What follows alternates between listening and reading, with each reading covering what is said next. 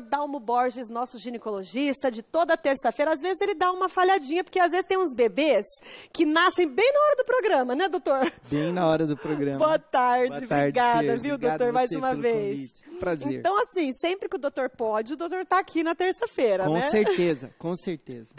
Vamos começar com as perguntas, então? Vambora. Ficaram várias a semana passada, acumulou, mas a gente vai tentando dar um jeito para responder todo mundo, né? Vamos tentar.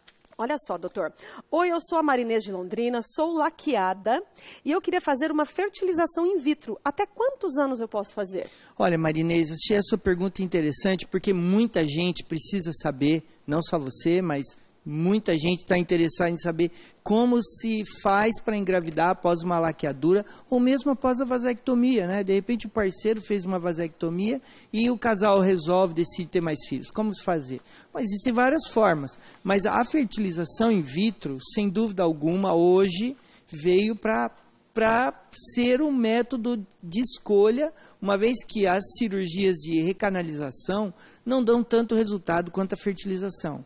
Em que pese o fato de que a fertilização não é um procedimento que em qualquer lugar você encontra para fazer. Mas em Londrina nós temos centros de reprodução, outros estão vindo, mas assim, a ideia é fazer a fertilização utilizando os óvulos seus, de preferência até 41, 42 anos no máximo. Não deixe para fazer muito tarde, porque quanto mais o tempo passa, menos óvulos, menos disponibilidade de óvulos e a qualidade desses óvulos vão ficando piores. Então, por isso, o ideal é você fazer o quanto antes a fertilização, se for utilizar óvulos seus. Se for óvulo de doadora, você pode fazer quando você quiser, aí fica a seu critério. Mas mesmo assim não tem uma idade, doutor? Não, na verdade não, sabe, Fer? Porque hoje em dia nós conseguimos, através de óvulos de doadoras, transferir embriões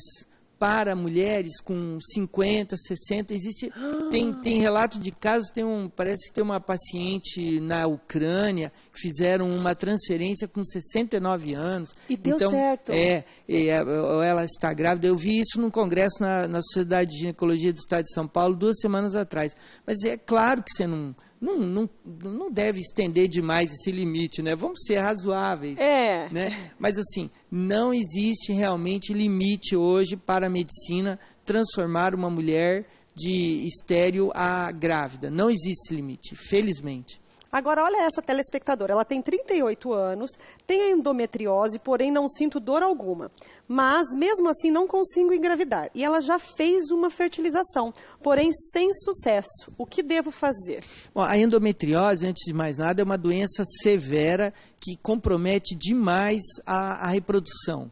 O aparelho reprodutivo da mulher com endometriose, ele muda completamente e nós sabemos hoje que mesmo nos graus mais leves, mais brandos da doença, a infertilidade é comum.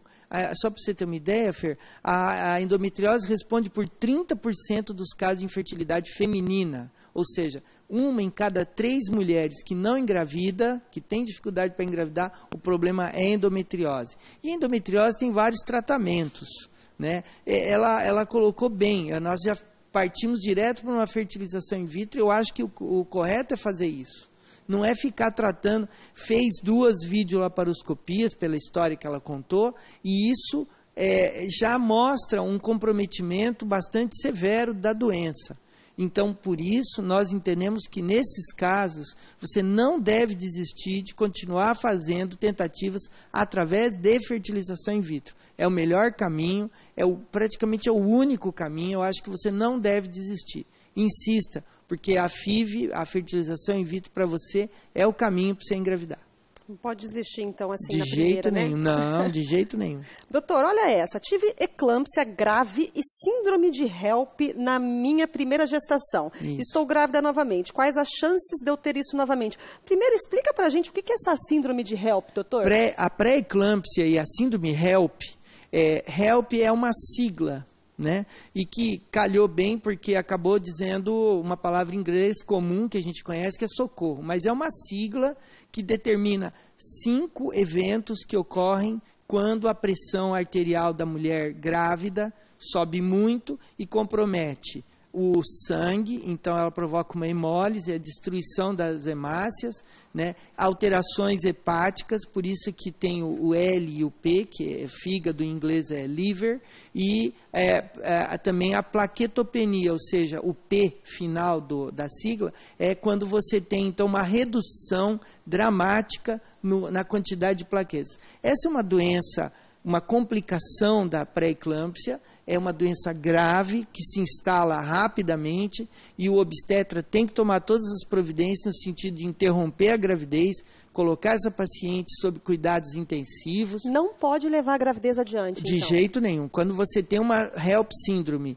instalada, você tem que interromper a gravidez, isso é fato incontestável em qualquer momento da gravidez, não importa em que instante esteja. Nós já tivemos casos assim, felizmente nunca tivemos nenhuma morte materna, mas é um caso grave, tem, se eu não me engano, 78% ou 79% de mortalidade, é uma situação gravíssima. E a pergunta dela é exatamente, se eu for novamente, ela é uma sobrevivente, ela é uma sobrevivente da HELP síndrome, se eu for ter uma outra gravidez, qual é a chance? 30%. Nós sabemos que 30% das mulheres que tiveram um primeiro caso de HELP síndrome com uma pré-eclâmpsia grave vão desenvolver isso na segunda gravidez. E não tem o que fazer, doutor, para não desenvolver? Tem muita coisa que pode ser feita hoje em dia. A primeira é um pré-natal muito bem feito. Eu diria até antes do pré-natal, você que está preocupada com isso, com uma pré-eclâmpsia, cuide-se bem. Procure fazer exercícios físicos, uma dieta muito rigorosa, acostume-se a comer com pouco sal, né? Tome todos os cuidados em relação ao peso, observe bem o seu peso antes de engravidar, porque se você engravidar com sobrepeso, a chance de desenvolver pré-eclâmpsia é muito maior, então prepare-se. E uma vez grávida, converse com o seu obstetra, porque existem várias formas de prevenção. A mais comum dela, hoje em dia, a mais moderna, não é nem só utilizar o AS, a aspirina, o ácido acetil salicílico na dose de 100 mg diária, não. Mas a gente usa também a heparina de baixo peso molecular, injetada diariamente. Essas pacientes costumam evoluir bem o pré-natal sem mais a instalação da doença. Então, é um bom pré-natal, um pré-natal com um profissional que trabalhe com alto risco. Doutor, a Patrícia, de 32 anos, daqui de Londrina, ela teve 2 gestações e nas 2 ela teve pré-eclâmpsia. Porém, na última foi mais cedo e perdi o bebê. Existe tratamento, gostaria muito de ter mais filhos. É o caso que você falou. O tratamento é o mesmo que nós mencionamos agora há pouco, com heparina de baixo peso molecular injetada diariamente. Os preparos pré-natais, é importante você se preparar bem para isso. E o ácido acetil salicílico 100 mg diário, desde o início da gravidez, parece que tem trabalhos. Cálcio também fala-se muito, mas não existem trabalhos que comprovam, outros que não comprovam. Mas assim, a heparina e o AS têm tido um bom resultado e eu tenho certeza que ela vai conseguir ter uma gravidez tranquila. Que bom. Doutor, agora sobre a esterectomia. Gostaria de saber se quem fez esterectomia não necessita fazer preventivo. Essa telespectadora ela é esterectomizada há 8 anos e não realizou nenhuma coleta de preventivo nesses 8 anos aí. Bom, a primeira situação a gente tem que explicar bem para todo mundo o que é uma esterectomia. A esterectomia é a retirada total ou parcial do útero. E nós sabemos que existe um grande contingente de mulheres no Brasil que tiram o útero. Nós sabemos, o Brasil é o segundo país com a maior incidência de miomas no mundo. Só perdemos para os Estados Unidos. E isso é uma condição genética, nós não temos muito como evitar isso. Fato é que, se a paciente fez a esterectomia total, ou seja, ela tirou o corpo e o colo do útero, realmente ela não vai ter necessidade de fazer aquele exame de Papa Nicolau para a prevenção do câncer de colo de útero, vez que colo de útero ela não tem mais. Porém, nós recomendamos fazer sim lâminas, fazer um Papa Nicolau da região do fundo de saco vaginal, ali onde estava o colo do útero, a cada 3 anos, porque existe a possibilidade de desenvolvimento de infecções por um vírus que se chama HPV, e esse vírus pode causar câncer na vagina, na cúpula vaginal. Inclusive, nós já tivemos casos lá na clínica e, invariavelmente, a gente colhe a cada 3 anos uma citologia. Se a paciente, porventura, tiver feito uma esterectomia, seja, a retirada do útero, parcial, com permanência do colo do útero, essa é uma rotina nos Estados Unidos, a escola norte-americana propõe a manutenção do colo do útero, esta deve fazer seu exame de Papa Nicolau anual. Doutor, tem mais pergunta de esterectomia, mas nosso tempo acabou e na semana que vem a gente responde, pode ser? Não tem problema, estaremos aí, com certeza. Mande suas perguntas. Obrigada, viu, doutor? Obrigado, sempre Fer, é um prazer. Prazer é meu, muito obrigado.